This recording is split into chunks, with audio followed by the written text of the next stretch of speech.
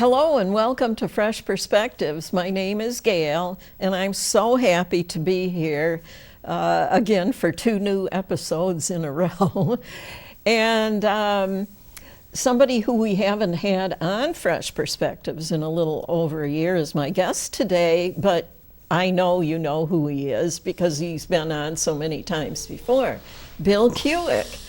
Hi, Bill. Thank you for coming on Fresh Perspectives. Glad to be back. I didn't realize it was that long. I'm sure I did a show. Well, I was supposed to have you on in November, but then I had my broken ankle. Right. And so Chris had been showing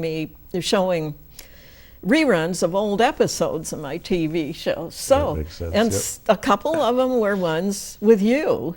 One was the time that you brought in all kinds of different gardening tools. Some of them were quite large. Yeah. And then the other one we did while I had Chris show while I was away was the one where we did the African drumming. Oh, right, yeah. I forgot about that one. There were a lot of good episodes of Fresh Perspectives that I was able to choose from. Fortunately, you know, when something weird like this happens. Well, okay, the topic that Bill and I are going to talk about, well, he didn't have very good luck with his garden last year, and because of all of the wild animals. So we're going to let him tell us about that. Well, first of all, going back, I want to say at least 2 or 3 seasons ago, I planted, and this was a couple years before that, I planted 3 rows of Jerusalem artichokes, and they're about like 100-foot long rows, and there's like 35 plants per row, so they're about 3 feet apart. But I never knew deer to dig down to get tubers in the ground. But I remember it was on a Friday morning. I walked my dogs. I'm like, oh, they're starting to dig into those and get to those tubers. And so I figured, well, you know, I'm having a guy come and help me on Sunday, so I think we'll dig up some, so we'll have some. Well, that was Friday morning. Well, Saturday morning there was even more missing, and they must have brought a party of them in on Saturday night, because by Sunday they were all gone. And you figure if there's 100 plants, I mean, they typically, you get 20 to 25 pounds of tubers off of each plant.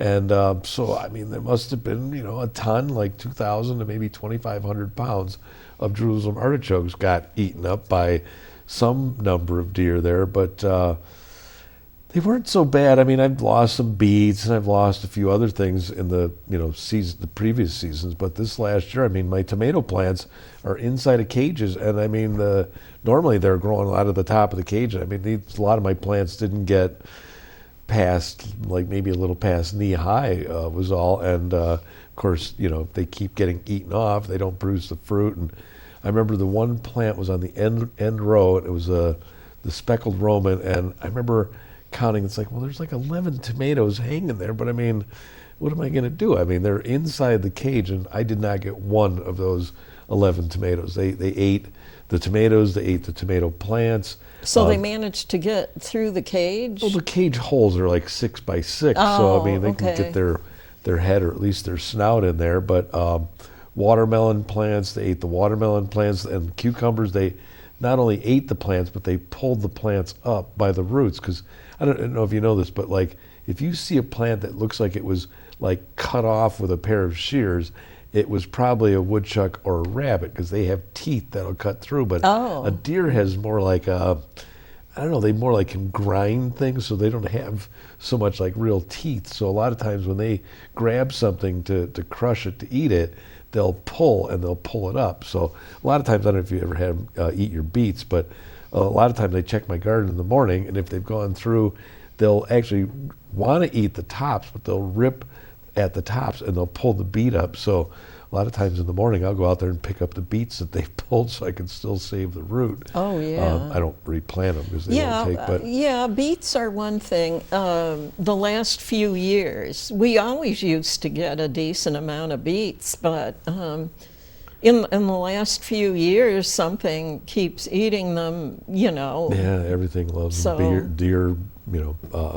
woodchucks, rabbits, but I planted 150 pepper plants, and some of them were still in the trays. They weren't even in the ground yet. Was that last year's? This past season, Yeah. and the next morning, all of the plants were eaten to about that big. Plants that were this big got eaten down like that. Well, they got a little bit weedy, and I'm like, well, they're starting to grow. So I went through and I hand weeded everything, gave them some water, gave them some fertilizer, and they started growing up again, and they ate them all down again. So they kept going after everything. And I mean, a lot of times, like, I will use the fish emulsion fertilizer, which smells like fish, and deer have a sense of smell like 3,000 times what ours is, so they don't like to eat fish. So if you can get it on the plants before they start tasting it, it'll kind of repel them a little bit. But I mean, I usually do 2 sets of potato plantings, and I had some really nice, rich soils. I'm like, I don't plant an early row of potatoes, so I'll have some potatoes later in the summer, and then I wait till around the 4th of July to plant my main crop, which is harvested in October. Mm-hmm. So then it's time for storage. And they grew up about maybe this big, those first potatoes. I was just about ready to hill them. And I don't know if that was deer. I blame the woodchuck, but there was some stuff there, but they ate like almost all the tops off them. So I kind of hilled them a little bit. They grew a little bit more, and just before I hilled them again, they were eaten off. I got nothing off of those. And then the main crop, I planted, I can't remember, I think 3 rows in another spot where it was some really good soil. And again, they just ate everything right down. I had these beautiful seed potatoes that I had kept from the 2023 season. I always keep, they say the perfect one to plant is the size of a hen's egg. So I had these like beautiful like purple blue potatoes that I had grown the year before. I've been growing Kennebecks. I bought some from somebody in 2020, and they're very prolific, and I was growing those, and I lost all my stock. And then there was one, I think it was in 2020, I don't know if you remember, there was no like seed potato available. Yeah. Because everybody was turning into a farmer again. Yeah, because there was no seed potato. And I know my nobody could go anywhere in 2020. Right. So everybody wanted to grow their own food. So yeah. I know all the companies that you could order them from, there was no seed potato left. And I know my friend Dan asked me, he's like, what are you going to do? It's like, I just go to Wegmans and I buy organic potatoes, let them sit out, and they'll sprout, and you can reuse them. So I had a potato that was like it was more like a fingerling, but it was a long, like the skin was reddish, but the flesh was white. And I had that variety that had been growing since 2020, but I lost everything, lost all my stock because nothing grew. I mean, they grew, but the deer ate everything up. But the one nice thing, the one good thing so far this year is that we had that real heavy snow right after Thanksgiving. Oh, yeah. So the deer couldn't get to the ground where the Jerusalem artichokes are, and now the ground's frozen. Mm-hmm. I can see in one spot where they tried to paw down, but usually by the end of November they're gone. The Jerusalem artichokes are gone. But this year, no problem. So yeah, I've looked into some fencing, because that's really the only way to keep deer out. I mean, there's repellents and there's plants that you can plant that there are was resistant. A row of Jerusalem artichokes in our garden, and it's like once they're planted, they keep coming up again every. I mean, you don't even have to plant more. No, they just keep coming over and over and over again. If you don't dig them up, they can get to be, they're going to be too many, and they're going to be smaller. So it is a good idea to dig them up every so often. But you're right, like even this a little piece of the root will sprout a new plant. Yeah. So anyway, they were there for many years, and all of a sudden, a year or two ago, all of a sudden they completely disappeared. So maybe that was it. Well, one of the things that they do, the first year that I planted my Jerusalem artichokes, I mean the next year, because I planted them in the fall, the next spring they came up, they got about maybe 18 inches tall, and the deer mowed them. They trimmed off like the first the top, year. Yeah, about the top, maybe 6 to 10 inches. They took off. Then they grew up again. They mowed them down again. They grew up again. They mowed them down again. So I did dig a few. They didn't grow very well because they kept eating the plant. So the next year, the next season, I thought, what I'm going to do just to protect them when they're young is I put a 10-foot, wide row cover I put some weights on it and just let it billow, but the stuff, it pushed up. So, 10-foot row cover gave me about, they were probably almost 5 feet tall when I finally uncovered them. Well, the deer didn't get to them until they were 5 feet tall, and then they grew taller. So, they don't really like to eat the thick, fibrous stalk, so they didn't get to the tips. So that was the year I got a good crop. But then, yeah, I mean, that's, when you think about it, I mean, for how many of them would it take to eat in 3 nights an entire ton of food? I mean, even if each one of them ate, 10 pounds, that's still like 200 deer to get to 2,000 pounds, right? Yeah. So it's a lot of weight. But yeah, they went through all that. But yeah, I'm seriously considering fencing and. But too, the woodchucks, I think for a long time I thought I had opossums living in the floor of my dirt floor barn, but I'm pretty sure those are woodchucks. And but yeah, I see rabbit tracks all around my house, like around the house, around my shed. But I know somebody told me they saw a red fox in the village of Fredonia. So I mean, they are around, but. I haven't seen anything. I haven't seen any predators around my place. I mean, I do have, there's hawks and there's owls and that, but I haven't really seen any ground predators. But I think I've said this many times before on the show, but my worst pest has always been the field mice, the voles, because you grow a beet and they'll like actually burrow into the bottom of it and hollow the whole thing out. Oh, yeah. And potatoes too. I remember when I was on Creek Road in Forestville, I had I was growing these purple Viking potatoes and grew them like right into a compost pile, basically. They looked beautiful. And I always figure if you've got a stem as big around as my index finger, you're going to have a nice sized potato underneath that. So I remember I went to pull it, there was nothing. And sometimes the potatoes will pull off when you pull the stalks, but I must have had like 9 stalks pulling out of there. I pulled it out, nothing, maybe one little teeny potato. And I dug down in, and there was all of the skins of the potatoes were in the area where the potatoes should have been. Those field mice just went down in there and ate all my potatoes, everything. They love the tubers, tomatoes, potatoes, carrots, beets, they'll eat all that stuff up on me. And sometimes with the carrots, they'll only eat, sometimes like the shoulder of the carrot sticks out of the ground and the green top, they'll just nibble around it. But sometimes I've noticed they've eaten things like habanero peppers and be like, don't you think that Hot peppers? Yeah, don't you think that would just kind of like go right through them? But it doesn't seem would to bother them. seem to me that the animals wouldn't want to eat something really hot like that. I don't know if they don't have the taste buds that we do or whatever, because sometimes you find an habanero pepper and it's sitting on the ground and like the whole the upper half of it's gone, and like, boy, that would be really spicy for me to eat half of that. And apparently it doesn't There bother. must be some sort of animal that tolerates the right. heat. I think it's those field mice, because it's got to be something little, because it's it's down underneath the plant. It's a little pepper. It's not like a big bite. It looks like lots of little bites around it. But yeah, like I said earlier, that I know somebody on friend on Facebook was talking about that they were walking. They live on Temple Street, and the UU Church in Fredonia is now on Temple. And they were talking back in the fall that they saw a family of deer right in the village. And I know one woman said, "Well, the problem is that we're encroaching on all of their natural habitat." And I'm kind of like, in Fredonia, where's all the big industry that's building up, or the housing projects going in?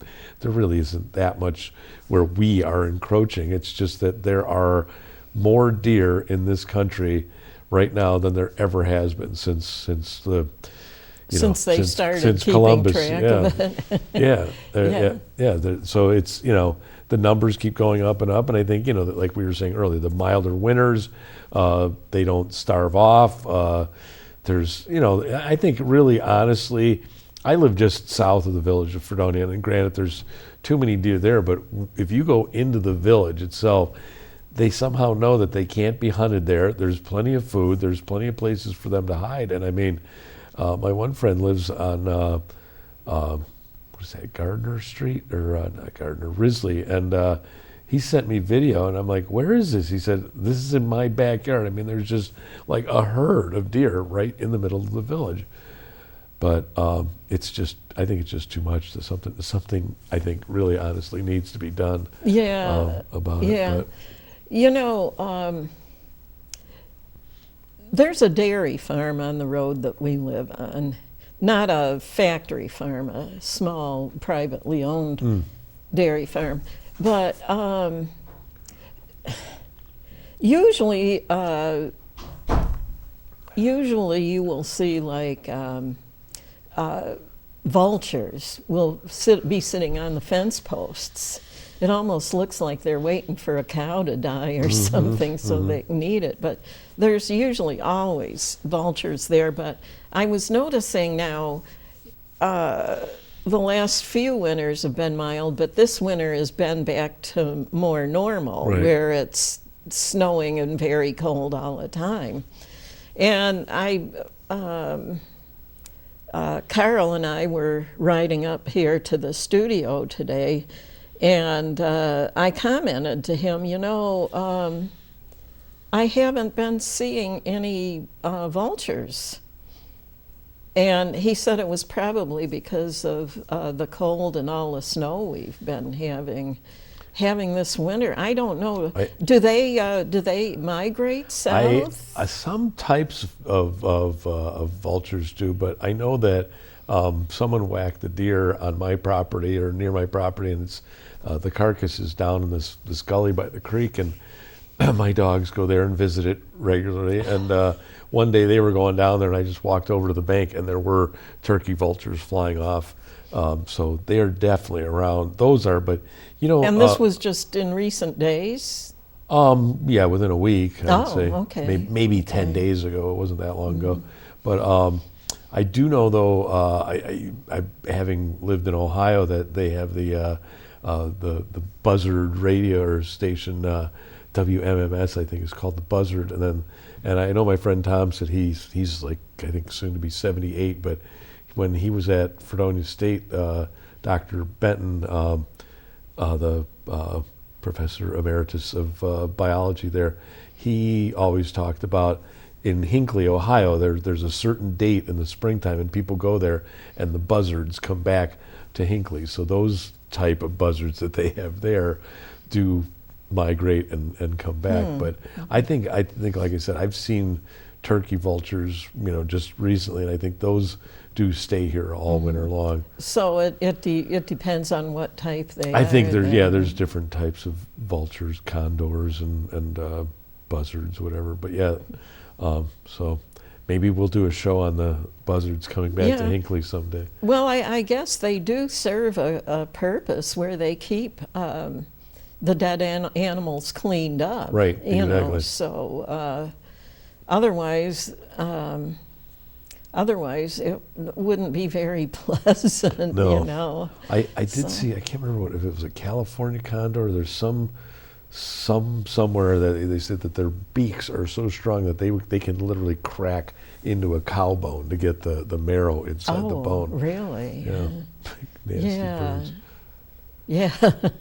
But I don't know. It just seems like this year too, like with the small animals, and last year, last summer too. Like I said, I don't know so much of any of my damage was from rabbits, but definitely woodchucks, definitely deer. But I also have had a problem with a little bit with powdery mildew on some stuff the last few years. And I know one friend of mine, he has a grow shop up in Buffalo. He's like, "Oh, don't worry, it's not just you." It's like, well, I know it's not just me. I mean, I see the powdery mildew on black walnut tree leaves. I mean, it's everywhere. But you get the humid and the cooler temperatures like we sometimes get.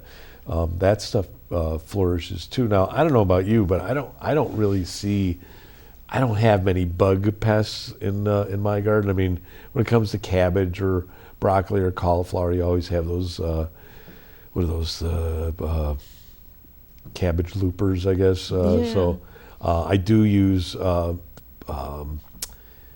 Dipel for that, which is just for cabbage. Yeah, anything in that family basically, because they'll go after those. But I mean, once in a while I'll get the tomato hornworms, but I don't really see many pests on anything else. I mean, peppers, I never have needed to spray or done anything with that. Again, tomatoes, but I did also get $500 worth of five big dump truck loads of compost this past fall too. Oh, So that's right. I should have, yeah, I should have had Chris. You sent me pictures of the piles of Did I? compost. You texted them Yeah, to me. Yeah. yeah. I should have had Chris scan those so we could have shown them on Right, the right. episode today. next time. Yeah. But yeah, so I got that. So I mean, I mean, I remember talking to this one old Italian farmer at the farmers market in Dunkirk, and he was, oh, that's why you don't have any bugs, because you use all that compost. So, I mean, he understood, but he would also use sprays, and that he didn't use the compost. But yeah, it does. I mean, I think, well, you know, as we know, like if we're healthy, we resist disease. If the plant's healthy, it resists disease as well. So, but you don't really see many bug pests in your garden, right? You know, it seems like there's fewer bugs than there used to Oh, be. overall, for we sure. think maybe it has to do with the fact that so many people like to use and then the big farms and pesticides stuff, too, yeah. and things. And, you know, even the people who just have flowers in their yard, they like to spray them so that the bugs don't ruin them and everything. So Right, right. you know, it used to be at one point in time, you know, like maybe 20 years or 25 or more years ago, I remember that you used to see an awful lot of those Japanese beetles. Right. You know, there was an awful lot of them, and now you hardly ever see them. It's a funny thing for me. I have grapevines that I train up on my deck railings, and I will see them on those. But typically in my garden, the only thing I've ever noticed that they'll get after is the basil. And The basil? yeah, and typically I just take like a little, like a 1 pint, like a little plastic tub with a lid, and some people say kerosene, but soapy water, you just go underneath them and you touch them and then they'll drop right into your cup, and you do that weekly for a couple of weeks, and there are not very many of them. Yeah, I remember seeing them. You would see them a lot on when there was a lot of them around. You'd see them on berry bushes is where we'd see them, and it's funny, they would kind of layer themselves on top of each other. Oh, yeah. There'd be like a bottom Clusters. row, and just pile up on top of each other, huge amounts. And just as an example of how things were for me last year, I remember I had 60 lettuce plants and 18 Italian dandelions. So I'm like, well, I got this spot, I'm going to put them in, but I know that I'm having problems with deer, so I just draped a row cover over, and I just some small stones. I just threw them on the corners. Just figured, well, that'll be enough. Didn't realize it was going to storm that night, and it got windy. Well, part of the cover blew off of them, and every place that the plants weren't covered, I lost. It was a Wednesday morning that I initially planted. So Wednesday night, lost some overnight, Wednesday to Thursday. So I pulled the cover a little bit, even got a couple of sandbags for like a little bit more weight. Well, there was more wind and rain that night, and I lost more on Thursday night to Friday night. And I did, pull it tight and get sandbags and weights and stuff on it, but more wind on Friday night. By Saturday morning, everything was gone. So 78 plants, 60 lettuce, and 18 Italian dandelion. It was all gone. They ate up everything. And I know it was deer because, again, like I said, when they were to bite off the dandelion, they couldn't just bite right through it and take the leaves, so they were pulling the plants up. So they literally just ripped my plants right out of the ground. So yeah, rough. Well, I remember one year, this particular dog, we had this certain dog at one time. Well, your pets see what you do, and it's kind of a learning experience for them. And this one summer, we had noticed that the carrots were getting pulled up out of the ground. And well, Carl thought, he said, the deer must be doing this. He said normally they only eat the tops off of them. Right. But he goes, they've been pulling them out of the ground and just leaving them lay there. Right. So we always had to have an electric fence around the garden. So thinking it was deer, he put up another higher wire all around the garden. And thinking, well, he would keep the deer out. Well, you know, we mainly had it fenced in, you know, the fence turned on at night. And one day, as I was going out the door to take some stuff to the compost pile, there was our dog in the garden going down the row, pulling these carrots out of the garden. She probably thought it was something you're supposed to do. Right, thinning. And and here it was our dog all along. I think I already told the story about the mountain school, but Elliot Coleman was raising, I don't know, about 150 turkeys, and he went to Europe to go just look at some organic farms, and I want to say like France, Germany, maybe the Netherlands, I think. And while he was gone, they told me that there was like 15 turkeys that were killed. And they said, yeah, they're like, and I said, so they're just, how do you know they're missing? I mean, wouldn't it just like, you would think a wild, hungry animal like wild turkeys? No, these are his. It was his turkeys. He was raising turkeys for the mountain school, and then extra he would sell too. But yeah, there was like 150 turkeys, and they're like, yeah, 15 turkeys got killed by they're telling me a coyote or something. I'm like, well, I said, so I mean, how are you able to count how many are missing? If you know there's a whole flock of turkeys, you're going to be able to count. Well, there's only 135, not 150, because they're moving around. It'd be hard to count them. And they're like, oh no, they're just killing them and then eating the head and then leaving the rest of the body. I'm like, so hungry wild coyotes are killing a big 25-pound bird, but only eating the head. I'm like, it sounds like a dog to me. No, it's coyote. It's a coyote. I'm like, all right, well, you guys, it's your farm, I guess. But Elliot came back, and they're like, well, I mean, we've never done this before, but I guess we're going to have to set traps. So where there was ways that the coyotes could get into the area where the turkeys were, they set traps. First morning, Elliot goes out and catches his first, his favorite cat got caught in one of the traps. So they released him, and they're like, all right, I guess we're not going to trap anymore. And the one day, the turkey enclosure, it was a mobile thing. They would move around, but the turkey enclosure was at the bottom of the big garden plots that he had up on the hill.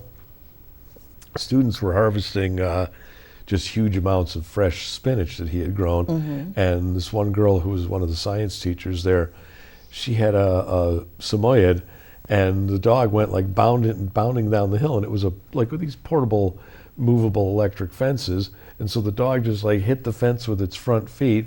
Turkeys were like running all over the place. It ran in there, and I think it killed 3 of those turkeys. So they made it a rule after that no dogs could be off leash at the mountain school, because you know, they lost, well, if that was the 3 plus the 15, they lost like 18 turkeys. So it was at least one dog. It was the dog, yeah. The dog, and then once they put that dog on a leash, they didn't lose any more. So that was the problem. So yeah, I mean, our own pets can be pests in the garden too, but really I think, you know, the deer have, you know, in my area at least, have gotten so bad. And I think in the village, I know one of my clients told me that she found one of those sprays that was like, I think it was like the putrid egg with like hot pepper oils, and I think like, I don't know, cougar and coyote urine or something like that, things that would repel the deer. And she told me, she goes, I'm not telling my neighbors, she goes, but it's actually working. She goes, any bulb would come up like a few inches, they'd eat it right off. And actually, I have this little display of like bright red and yellow tulips that come up like right in front of my front porch. And every year for 16 or 17 years I've been there, they come up in the springtime. They're beautiful. And last year, I remember they were coming up and they were still in the bud stage, but you could see the color in the bud. And the next day, they ate the They buds. ate the tulips. Ate the buds right off. Yep. That was a first. So, but I see, like, I used to have a arborvitae in front of my house, and when I was buying the house, I'm like, it's weird. It's like they're usually, shaped like this, but it looked like an apple core, like somebody had eaten an apple at the bottom. Like, oh, it's just about as high as me.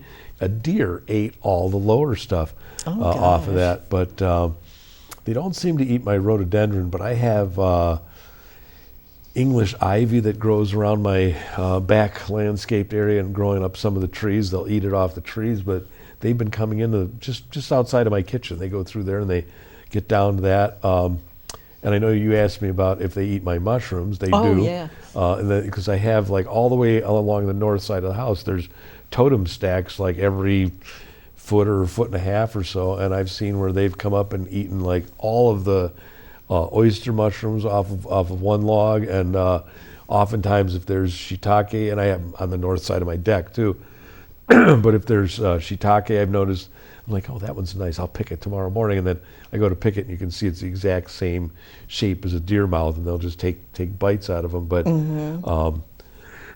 yeah, they get into that landscaped area. Like I said, there's English ivy, and I don't know if they're eating the periwinkle too, but they anything that's green this time of year, and a lot of like shoots and buds and stuff like that. But yeah, like I said, my friend Dan, who I mentioned earlier, lives in Fredonia. He told me, he said the thing that bugs him the most is that he said he lets his dogs out in his yard in the village of Fredonia, and he said they come in and they vomit deer feces. They go out in the yard and they eat so much deer poop that they come in the house and throw it up. So, Oh, gosh. but he's been to the meetings, I guess, and he said that they're all talking about like deer-resistant plants, and he's just like, we don't need deer-resistant plants. We need less deer.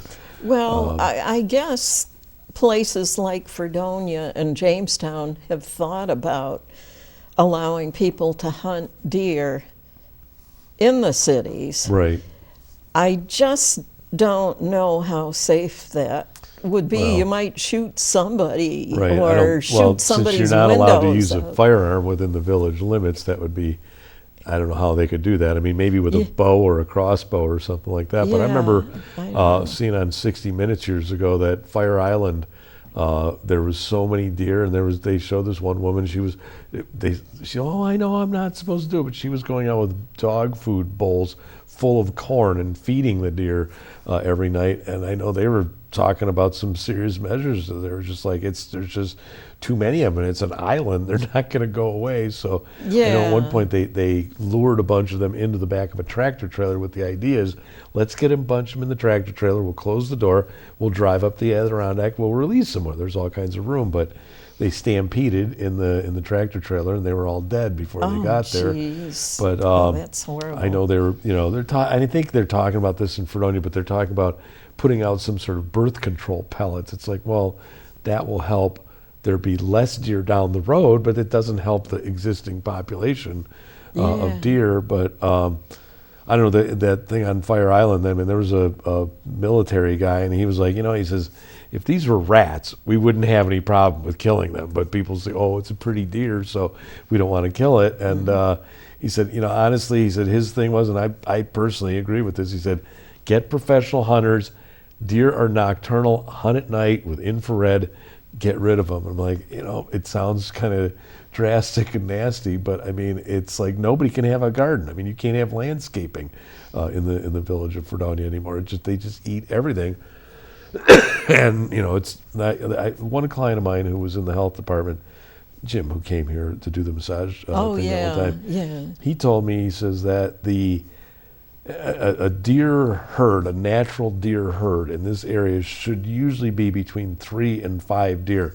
He said if you see more than 5 at a time, you've got an overpopulation. Well, there's times I see 13, maybe 18 in my backyard, so I think that qualifies as an overpopulation. And I don't know, around me, I have one neighbor who hunts, but Dan hunts on my land. Neither of us got anything this last year, and if my neighbor got one, maybe the other neighbors, I don't know any other neighbors that hunt up there. So out of all that, there's going to be the same number. And I know another friend of mine out in Forestville said, well, it doesn't seem like hunting season made any dent in the deer population. And he's got a picture, there's like 20 in one picture.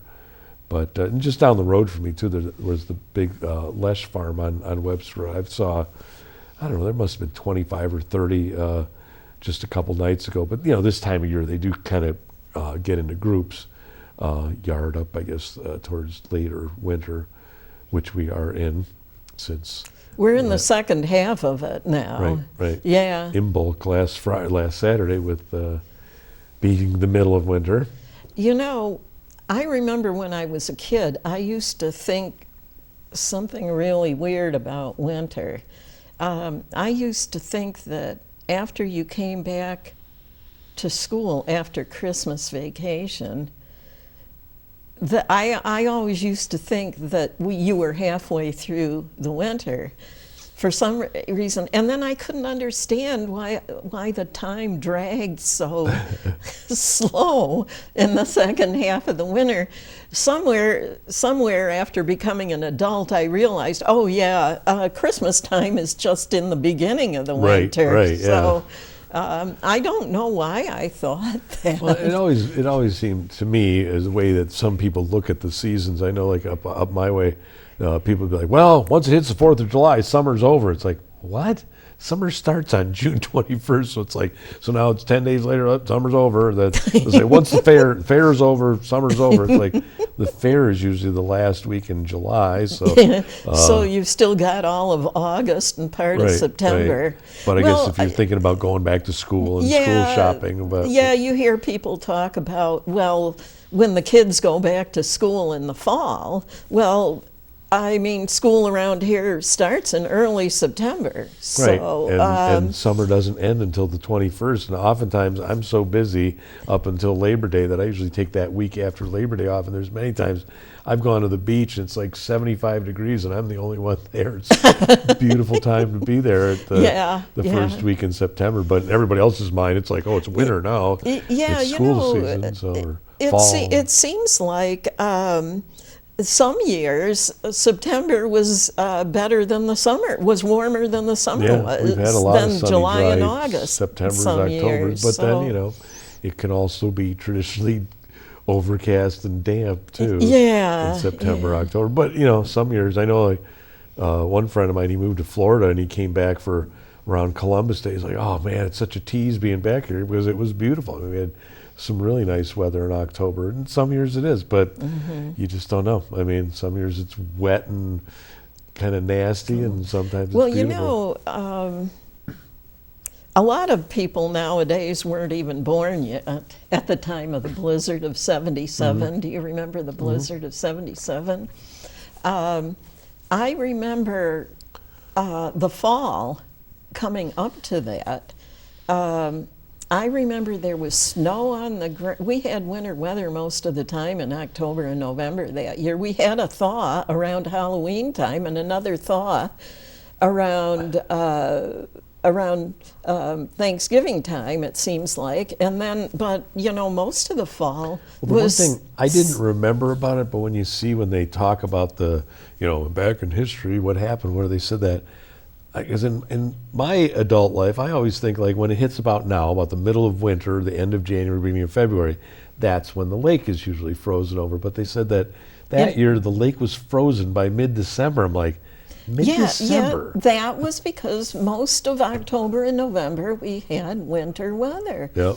It was. Well, and it was the spring before that, I know, because I graduated from high school in '76. So in the spring of '76, we got hit with a really nasty ice storm here. I mean, there was like almost in an the inch spring. in the spring of that same year. So and then it got worse in January. Right. In '77, after having winter weather all through the fall, and we had like a blizzard that lasted for 10 days.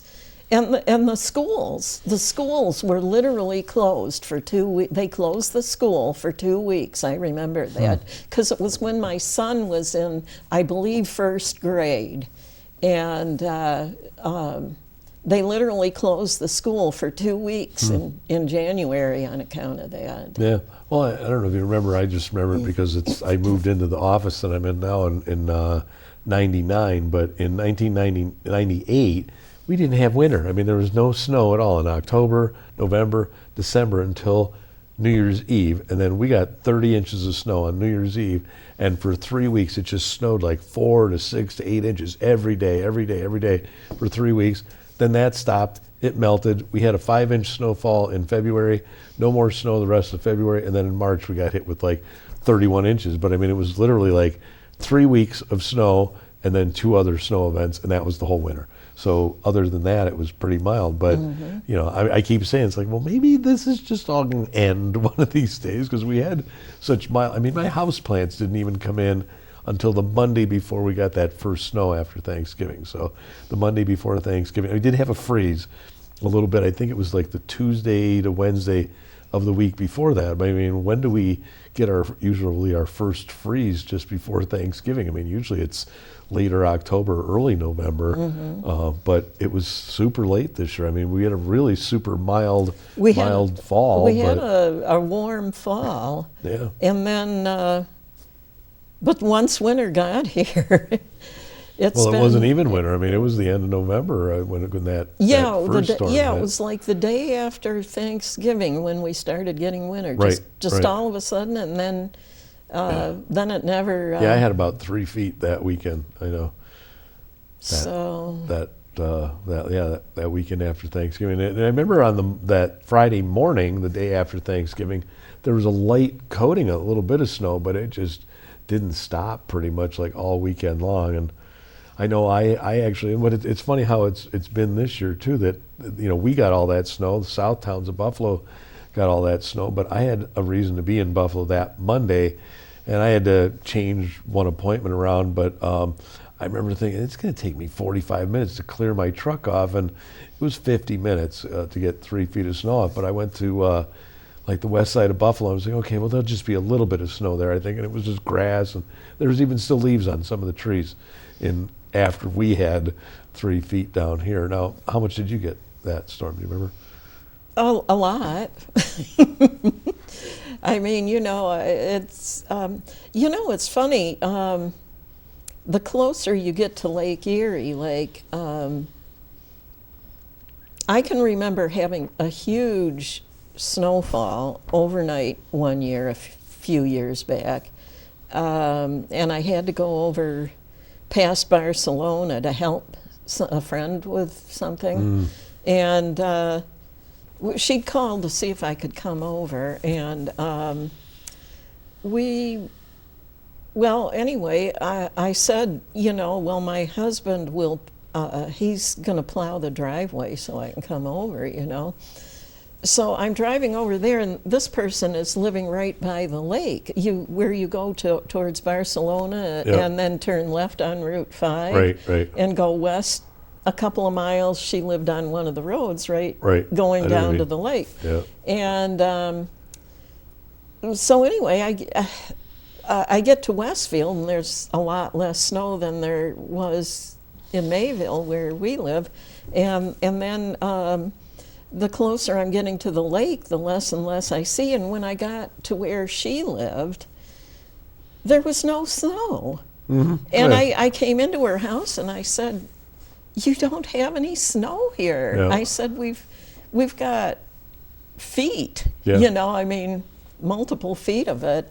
And she said, "Yeah, when you said that your driveway had to be plowed before you could come over, I actually didn't believe you," she said. Yeah. I know. It can be that different. I know in the late 90s, my one client said, "Well, not sure if they're going to go to Vermont for Thanksgiving." I'm like, "This is in August." I go, "Well, why not?" He's like, a friend of his watches the Farmer's Almanac. "Well, Farmer's Almanac saying heavy snow the week of Thanksgiving." I'm like, "Well, I believe the Farmer's Almanac too, but not like I'm going to cancel plans months in advance because of what the Farmer's Almanac said."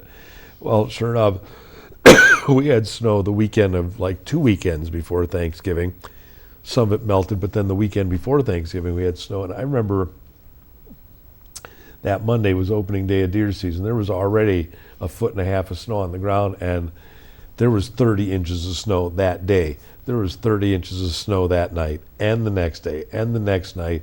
I know a woman who lived up near where I used to hunt, and she's kind of shorter, and she said, I came home from work on Monday night, and my plow guy had to plow waist-deep snow. On Tuesday morning, I had waist-deep snow again, and so by Thanksgiving morning, I'm thinking, man, we better go up there and see like how much snow there is, because I mean, you might not even be able to get around it all. And I went up the night before. I mean, I walked in, and the snow was like up to the top of my head, basically. But if you came down the hill, so that would be more like Charlotte, Cherry Creek, and then if you came down the hill more like Arkwright, there was maybe a foot and a half there. And I went out with some guys that weekend to hunt, and we got to places, you're like in snow, like up to your chest. It's like, well, what can you do? So I said, let's try this place down. It's in Sheridan down by the lake, and it was just brown. There's like nothing there. So you went from like 0 to a foot and a half to probably 5 to 6 feet up higher up on the hills. So yeah, it can really vary. But I was back to the deer thing, like we were saying. Two things. At one point, this past summer, I think I was on my mower going past my garden with the dogs first thing in the morning, and my garden's off the left, the creek is to my right, and a deer, a small fawn, was bedded down underneath, I think it's like a honeysuckle bush that's like growing in the fence row, and it jumped out and ran out of there. So I went back to the back of the pond, and I just sat back there with my dogs for a little bit in the morning, and I said, well, let me get back up there. And I started going by there again. That deer came back and was laying down underneath the same bush. Now, at the back of my barn, there's elderberry, and it's a little bit of a scrubby spot there.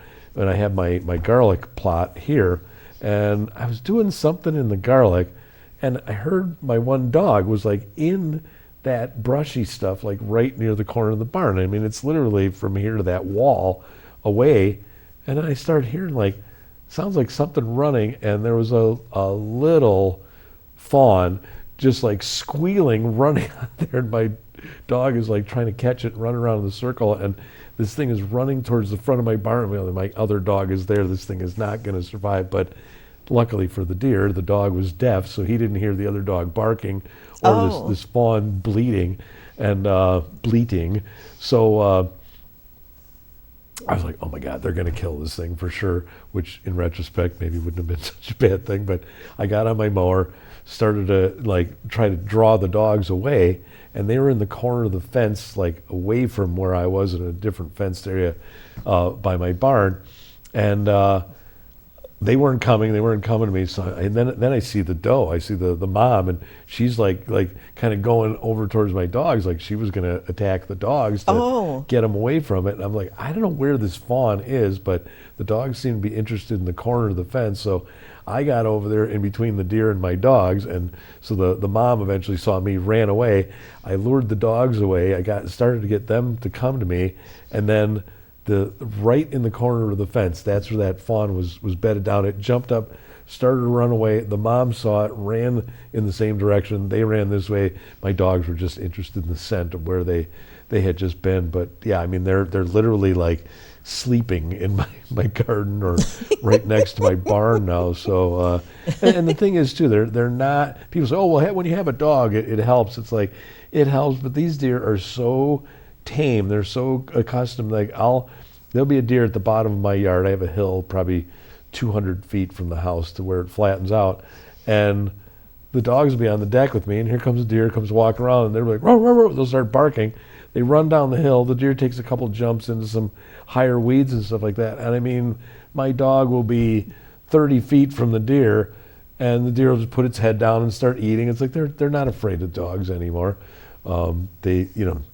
They will run from a dog if it's too close, but sometimes they're just so comfortable that they don't even move when they're that close to them. And you'd think like, wild deer, they're not going to sit there, but they know. It's like, well, the dog ran down here. It's like he's not actively chasing me, so they like to conserve energy too. You know, they don't want to have to run if they don't have to. Yeah. I was out picking blueberries one day a couple of years ago. There were two does that were hanging around by our yard, and one of them had one fawn and the other one had a set of twins. And one day while I'm out picking the blueberries, I thought, I suddenly noticed that the two twin fawns were standing there watching me picking the blueberries. And I thought, oh, that would make such a cute picture, But where was my phone? In the house. Yeah, wow. Because, I don't usually take it out with me when I go to pick the blueberries. I know in November when we had all that snow, I was looking at, it's like, there's deer tracks all around here, but there's one, seems like a trail that goes back and forth underneath my deck. And one evening, my dogs started barking. I go over there, and I'm like, oh, there was actually one bigger and one smaller fawn with a mom. And I thought that someone had killed the mom, because I was only seeing the two little ones for a while there. And I saw this fawn. I'm like, oh, that's that little one. And then so I was just going to open the door and just scare them off. Well, here comes the second one. And again, I'm just going to open the door. They're 30 feet from me or something like that. Well, the mom was there too. So there was like 3 deer basically hiding out underneath my deck. And you think, like, what a perfect place when there's 3 feet of snow. They can be like underneath the deck.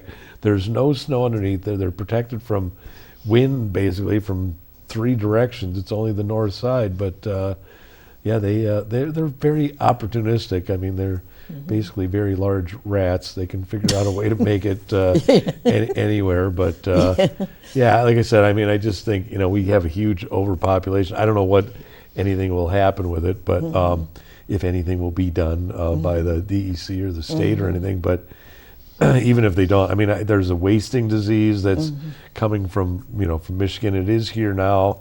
I don't think we're going to have, we aren't having such a severe winter where I think they'll starve out, because there's still, I saw one yesterday, now I can't remember where I was. It was in a quite populated area, but right where there was a telephone pole and the snow didn't drift up close to the pole, it was eating some grass that was right there. And they can get enough to survive, I guess. I mean, they say that you need to have, just like we can survive on water for about 55, 56 days. Really, that long? That's wow. How probably some of us longer than others, but with deer, same thing. So I mean, unless you have like 2 months of hard pack where there's like so much snow that they can't get to grasses and stuff on the ground, then you will start having starvation. But I mean, even on my way up here, I was coming up the Thayer Hill, and there's a pond. Now there's a decent amount of snow in places there, but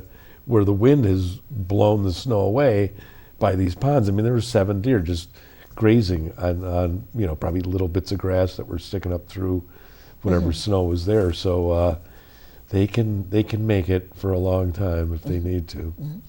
Well, we've got 4 minutes left. Do you have any more you want to say about damage to your garden by the pests? That was it, pretty much. I mean, it was. I believe. I know it was deer. I know it was woodchucks, and I'm assuming rabbits too. But yeah. And again, I did say powdery mildew. But then other than that, I mean, bug pests, I don't really see much of anything. Just those loopers, which I think it's just when you grow cabbage crops, and then sometimes I don't even use the spray, and I know we've talked about this before, but if you just put a floating row cover over, it's a physical barrier to keep the bugs from landing on your cabbages or cauliflower, broccoli, and that. But the other thing that I do that with too is for cucumber beetles on squashes and stuff like that, cucumbers too. But yeah. Yeah. Well, I know that last winter was people were not plowing their driveways very often No, a year ago. I used my snowblower But once all last winter. this year, this year, there was one man that we were talking to one day. He said this winter he plowed as often in 1 week as the winter before. Oh, yeah. In the whole Oh, yeah. winter. That Thanksgiving weekend, that weekend, yeah. I plowed more that weekend than I did in the past 2 Mm-hmm. winters, because last year I only used my snowblower once, and 2 years ago it was twice. So that was only 3 times I had to Yeah, beat. I remember some days in February last year where the daytime high temperatures got up into the low 60s. It was like spring weather. Yep. But it was kind of getting cold overnight, but quite chilly. But Honestly, I kind of like this, that, because with garlic, a lot of times you plant it and then it comes up in January, and then if the tips are up, then you get like below 15-degree temperatures in February, and the tips burn off a little bit. So yeah, I like it to stay colder, so we're not having spring weather in January. Right. Yeah, but they do. I've heard that, if you get too much warm weather in February and March and like that, the trees start to bud, Oh, yeah. and then if you get more winter weather after that, then they freeze up. Yep. And I was going to say something about the voles. You've never had pet cats? No, I don't have cats. I have dogs, but I mean, there's feral cats that live in my barn and shed and stuff like that. But I mean, and again too, there's hawks, there's kestrels, there's owls around me, and other predatory birds, and there's coyotes supposedly. There's those fisher cats. I don't know if they'll eat the mice, but oh, the fishers, yeah. One of those, I think it was one of those came. It sounded like 1 year, at least maybe 5 years ago or something like that. Maybe more than that. I could hear something running back and forth on the wooden side of the house. So I went close to the kitchen window to see if I could look down there and see what it was. And all of a sudden, this black animal came and looked in the window at me. We thought it might have been one of those fishers. yeah, they can be dark, real dark. They can. They're really good at climbing trees. I've heard that they're the only animal that can kill a porcupine. Possibly. You Yeah, know, I know they'll kill it. They say they'll kill a turkey off the roost. They'll climb the tree and kill the turkey right in the tree and take it down. Wow, But yeah. I've never actually, I don't know, I was leaving the Heron, I want to say in 2022 or something like that, and something ran across the road in front of me, and I was like, I don't know what that was, and I've never seen anything that looked just like that before, but I'm not sure if it was, but it was something. But they're just like a really big weasel, basically. Yeah. Well, I hate to say it, but it's been fun having you back on Fresh Perspectives and talking slightly differently about the garden. Right, yeah. right. And But fencing is the only way to keep a deer out, really. I mean, you can use any kind of repellents or whatever, and it'll slow them down. But yeah. And thank you for appearing today. And I will see those of you in the viewing audience when I do the next episode.